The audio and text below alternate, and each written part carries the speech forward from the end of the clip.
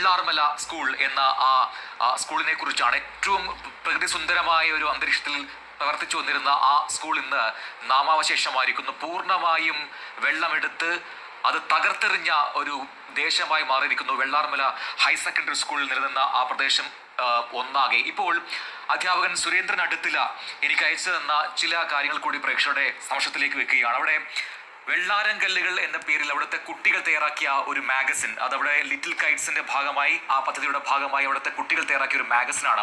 2022-25 വർഷത്തേക്ക് തയ്യാറാക്കിയ ഒരു മാഗസിനാണ്. ആ മാഗസിന്റെ പുറംചട്ടയിൽ കൃത്യമായി ഈ സ്കൂളും ഒപ്പം തന്നെ അവിടെ വെള്ളാരംകല്ലുകൾ ഒന്നിനു മീതെ ഒന്നായി അടുക്കി വെച്ച ഒരു ചിത്രവും കുട്ടികൾ തന്നെ ഡിസൈൻ ചെയ്ത് നൽകിയിട്ടുണ്ട്. ആ കല്ലുകൾ വെള്ളാരംകല്ലുകളാണ്. പക്ഷെ ഇന്ന് അവിടെ ആ ദുരന്ത മുഖത്തുള്ളത് വലിയ പാറക്കല്ലുകളാണ്. എല്ലാം തകർത്തെറിഞ്ഞിരിക്കുന്നു. അവിടെ പഠിക്കുന്ന എത്ര കുട്ടികൾ ഈ അപകടത്തിൽ പെട്ടിട്ടുണ്ട്, എത്ര കുട്ടികളുടെ ജീവൻ കവർന്നിട്ടുണ്ട് ആ മലവെള്ളപ്പാച്ചിൽ എന്ന് നമുക്കറിയില്ല. അതോടൊപ്പം തന്നെ ആ മാഗസിന്റെ ഏറ്റവും അവസാന പേജിൽ ഒരു കഥ ഉണ്ട്. മാത്രമല്ല എൻ്റെ പുഴ, എൻ്റെ കുളിരരുവിയുടെ തീരത്ത് എന്നൊക്കെയുള്ള ഒരുപാട് ലേഖനങ്ങൾ കുട്ടികൾ അതിൽ എഴുതിയിട്ടുണ്ട്. അതിൽ ഏറ്റവും പ്രധാനപ്പെട്ട ഒരു കാര്യം, ആ മാഗസിന്റെ ഏറ്റവും അവസാനം ഇപ്പോൾ പ്രേക്ഷകർ കാണാം ഈ ദൃശ്യം.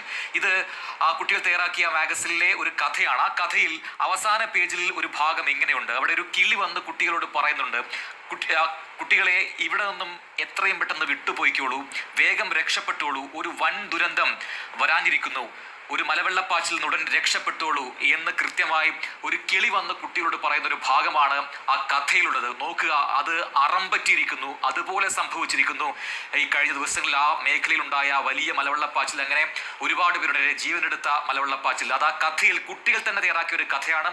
ആ കഥയിലാണ് ഈ രീതിയിലുള്ള പരാമർശം ഉള്ളത്. മാത്രമല്ല അതേ തുടർന്ന് കൃത്യമായി തന്നെ പറയുന്നുണ്ട് മനുഷ്യരെ കുറിച്ചും അവിടുത്തെ ജീവജാലങ്ങളെ കുറിച്ചും ഒക്കെ ആ കഥയിൽ പ്രതിപാദിക്കുന്നുണ്ട്. അതിൽ അവസാന ഭാഗത്ത് ഇങ്ങനെ കൂടി എഴുതിയിട്ടുണ്ട്, കുട്ടികൾ ഒരു വലിയ പ്രശ്നം കുട്ടികൾക്ക് അറിയാത്തത്, മഴ പെയ്താൽ ആ വെള്ളച്ചാട്ടത്തിലേക്ക് മണ്ണിടിച്ചിലും ഉരുൾപൊട്ടലും ഒക്കെ ഉണ്ടാകും.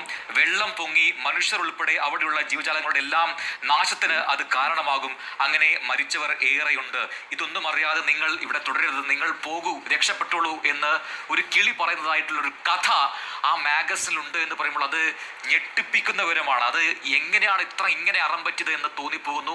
ആ രീതിയിൽ ആ ദേശം ഒന്നാകെ, ആ സ്കൂൾ ഒന്നാകെ ഒലിച്ചു പോയിരിക്കുന്നു. അവിടെയുള്ള കുട്ടികൾ ആരൊക്കെ അപകടത്തിൽപ്പെട്ടിട്ടുണ്ട് നമുക്കിപ്പോഴും പറയാം. അങ്ങനെ ഒരുപാട് വേദനിപ്പിക്കുന്ന കഥകൾ ഇങ്ങനെ അവിടെ നിന്നും വന്നുകൊണ്ടിരിക്കുകയാണ്. സുഹൈൽ, ആ പ്രദേശത്തുകാരുടെ ഒരു ചെറിയ സ്വകാര്യ അഹങ്കാരമായിരുന്നു ഇരുവന്നിപ്പുഴ. ആ മനോഹാരിതയ്ക്ക് കൂടുതൽ ആഴത്തുള്ള ഭംഗി നൽകുന്ന ഒരു കാഴ്ച.